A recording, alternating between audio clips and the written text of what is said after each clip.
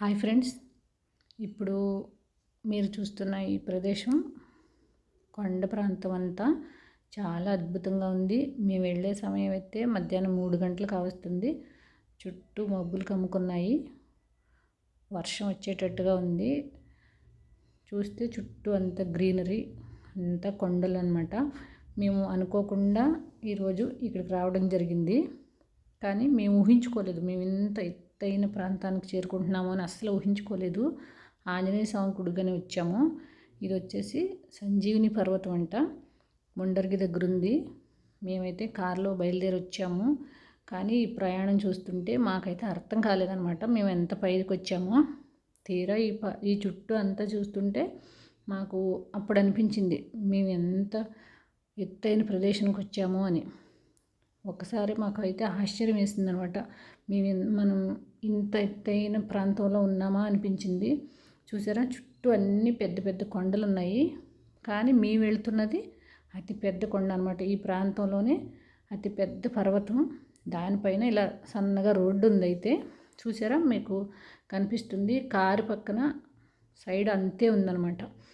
ఎక్కడన్నా కార్ డ్రైవింగ్లో కొంచెం ఏమైనా తేడా వచ్చిందో అంతే అనమాట. అక్కడ చూసారు కదా, సైడ్ అంతే ఉంది. చాలా భయంకరమైన డ్రైవింగ్ అనమాట ఆ రోజైతే.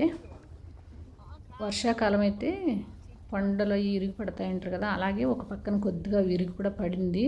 చాలా భయం వేసింది అయితే మాకు. కానీ ఇదొక మంచి ఎక్స్పీరియన్స్ అనమాట.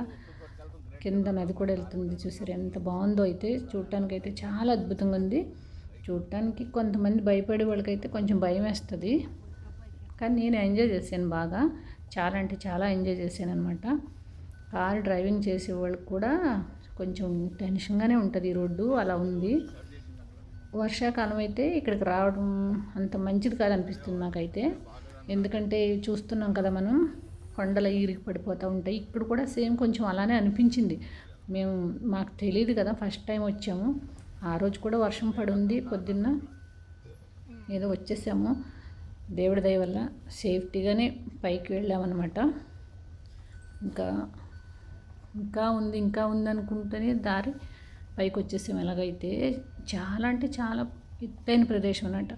అక్కడున్న పర్వతాలన్నిటిలోనూ ఇదే అతిపెద్ద పర్వతం సంజీవిని పర్వతం అనమాట. ఆ పర్వతంలో మనం అతి చిట్ట చివరిని పైకి వచ్చాము అని ఆ ఊహ ఎంత అద్భుతంగా ఉందంటే, అంత పైన మనం ఉన్నామా అనిపించింది మాకైతే.